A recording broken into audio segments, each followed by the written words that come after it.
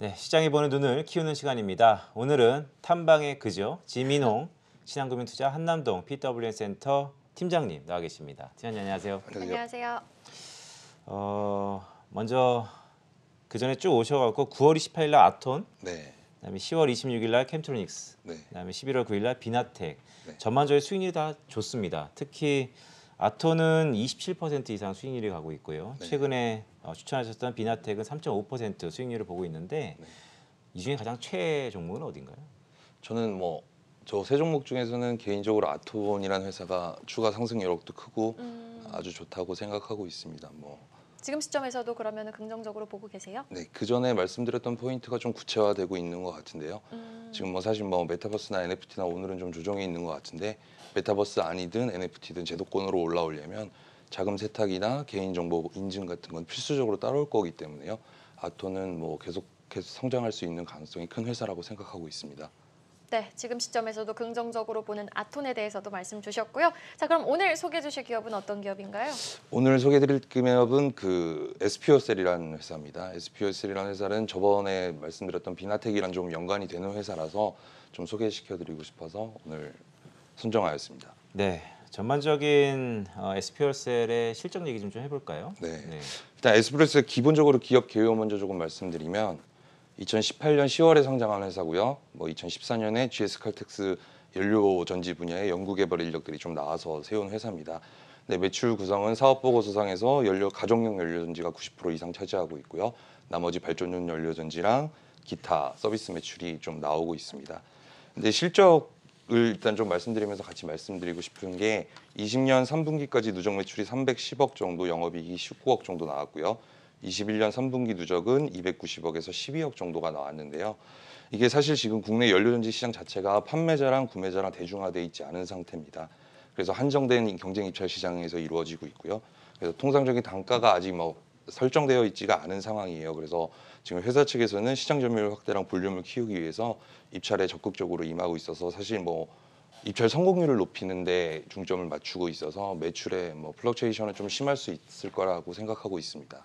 네, 말씀 주셨던 것처럼 공격적 입찰 진행이 어떻게 보면 포인트인 것 같은데요. 네. 아까 말씀 중에 GS 칼텍스에서 연구원들이 나와서 차렸다라는 네. 말씀을 주셨었어요. 네.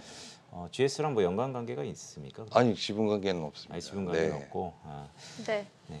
연료전지라는 게 그럼 무엇인지, 네. 또한 연료전지를 통해서 어떤 사업을 하고 있는지가 좀 궁금하네요. 네, 연료전지를 처음부터 끝까지 다 말씀드리기는 너무 복잡한 것 같아서요. 일단 크게 따라서 그 고온용 연료전지랑 저온용 연료전지로 나뉠 수 있고요.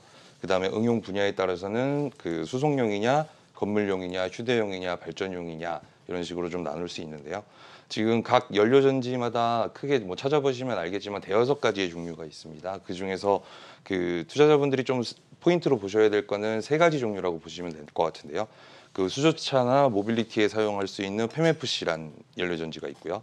그다음 발전용에서 쓰고 있는 PAFC란 연료전지가 있고요. 그다음 기술적으로 좀 우위에 있어서 지금 차세대 연료전지로 주목받고 있는 SOFC란 연료전지의 종류가 있습니다.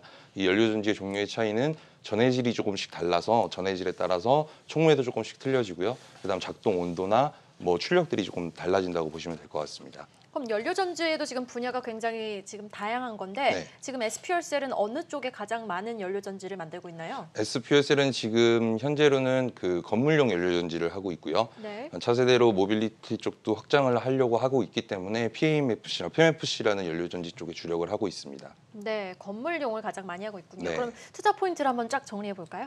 네, 일단은 그 비나텍 투자 포인트랑 되게 비슷한 결이라고 생각하시면 되는데요.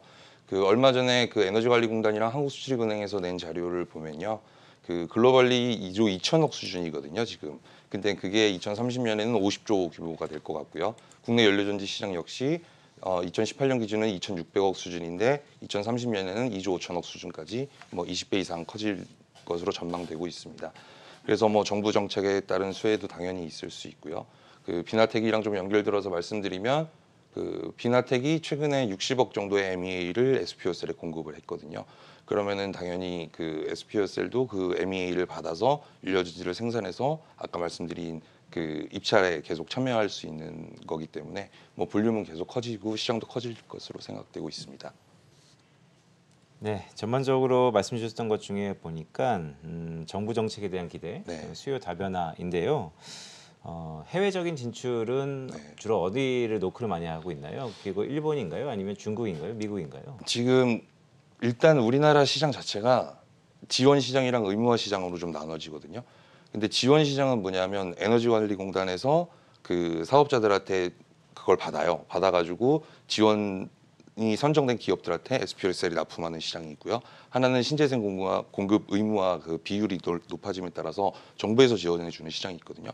근데 이게 국내 시장이 되게 성장의 폭이 작을 것 같이 느껴져서 이 회사가 작년에 그 중국 회사와 함께 19년 6월에 JV를 하나 설립했거든요. 그래서 그 JV를 설립해서 원래 계획대로라면 작년에 공장이 돌아가는 계획이었는데 사실 뭐 코로나나 여러 대외 변수들이 있어서 그게 올해 12월 말까지 마무리가 된다고 제가 회사와 통화를 한번 했었거든요. 그래서 그 생산 공장 구축이 좀 마무리되면 뭐 원재 수급이나 아니면은 생산 단가 떨어뜨리는 부분에 대해서도 좀 그 이득이 있을 것 같고요. 그리고 또 다른 부분은 중국 외에 유럽도 지금 인증을 받고 있는 것으로 알고 있습니다. 네, 말씀 주셨던 것처럼 사실 신재생 비율을 가장 높이는 국가들 중에 하나가 유럽일 수 있는데요. 네. 유럽은 사실 또 그 기준이 워낙 또 까다롭기로 네. 유명하지 않습니까? 네. 어떻습니까? 기술력을 본다면 충분히 돌파 가능성이 있다고 보시는 건가요? 일단은 그 현재 건물용 연료전지도 우리나라에서 MS 60% 정도를 차지하고 있고요. 이게 시장이 너무 크지 않기 때문에 이 MS가 의미 없다고 생각하시는 분들도 있을 수 있는데 이 현재 60% 수준에서 커간다면 뭐 조금 MS는 좀 떨어지겠지만 레퍼런스가 계속 쌓이는 문제이기 때문에 뭐 충분히 국내에서도 대응 가능할 수 있을 거라고 보여지고요. 그리고 아까 말씀하신 기술력 부분에 대해서는 지금 뭐 현대건설기계랑 뭐 지게차 연료전지는 MOU를 맺은 상태고요. 드론 관련해서도 연료전지를 개발해서 시험 비행까지 마친 상태고요. 그 선박 연료전지에서도 지금 그 다른 회사와 함께 같이 공동 개발하고 있는 부분들이 있어서 뭐 기술적으로는 충분히 대응하는 회사가 아닌가 생각되고 있습니다. 네, 그 중국과 합작 회사 부분에 다시 한번 좀 여쭐게요. 네. 사실 중국과의 JV를 통해서 원자재 확보 및 원가 절감이 기대된다라는 말씀을 주셨어요. 네. 그럼 JV는 중국에 있지 않습니까? 네. 중국도 지금 원자재 수급에 대해서 상당히 고충스러운 상황인데 네, 네. 오히려 이게 리스크 요인으로 작용하지는 않을까요? 리스크 요인으로 작용할 수도 충분히 있을 것 같아요. 왜냐하면 이게 지금 되게 작은 회사인데 적자가 안 나고 계속 이렇게 가고 있는 이유가 스택만 자체 생산을 하고 나머지는 다 외주 공정을 주고 있거든요. 그래서 시장이 급속도로 커지면 뭐 수직 계열화가 안 됐기 때문에 원가가 조금 원가 경쟁력이 좀 낮아질 수 있잖아요. 근데 그 중국에 진출하는 거는 지금 거의 조립 상태, 조립 부분만 진출하는 거기 때문에 그 원자재 같은 거는 뭐 비나텍이나 예를 들어서 MEA 같은 거는 충분히 다른 쪽에서 조달이 가능할 것 같고요. 핵심 생산 설비 같은 스택은 한국에서 생산을 하고 있고 나머지 조립 공정만 중국으로 가기 때문에 그 단에서 뭐 원가 절감은 이루어질 수 있을 거라고 생각하고 있습니다. 그런데 사실 워낙 수소 섹터 안에서도 지금 네. 수소 연료전지 관련해가지고는 비나텍 그리고 SPLCL, 두산퓨얼셀이 좀 연료전지 관련주로 움직이는 것 같은데 네. 그 중에서도 비나텍 다음으로 SPLC를 가지고 오신 이유가 있을까요? 사실 그 이유는 그 두산 피어스를 너무 커버하는 애널리스트 분들도 많고요. 네네. 시장이 너무 많이 소개가 돼 있고 사실 시장이 커지고 가장 큰 회사이기도 하니까 두산 피어스를 제가 여기서 언급드리기엔 좀 그런 것 같고요. 시장에 잘 안 알려져 있고 뭐 커버하는 보고서도 없는 거 위주로 좀 탐방을 다니고 있는데 일단 비나텍은 아까 저번에 말씀드린 대로 MEA를 만드는 데고 그거를 받아서 SPLC는 국내 시장에서 그 건물용 연료전지 시장에서 압도적인 우위를 갖고 있기 때문에 뭐 이 부분은 중소형주로서 좀 길게 보시면 좋을 종목이라고 생각하고 있습니다. 네, 그럼 마지막 질문 하나 좀 드리겠습니다. 사실 작은 기업을 갖고 오셨기 때문에 네. 또한 두산 피어셀과 반대해서 조금 작을 수도 있습니다. 네, 네. 주가는 출력 힘이 좀 있다라고 말씀을 주셨는데요. 네, 네. 그렇다면 우리가 가장 큰 리스크 포인트 하나만 꼽자면 어떤 게 있을까요? 일단은 잘 아시겠지만 중소형주의 태생적인 한계거든요. 이게 수급적으로도 엄청 취약할 수도 있고 중간에 성장을 하면서 자금을 조달해야 될 수도 있잖아요. 그러면 또 오버행 이슈도 생길 수 있고요. 그렇기 때문에 이게 사실 중소형주 투자하기가 되게 어려운 부분은 사실이고요.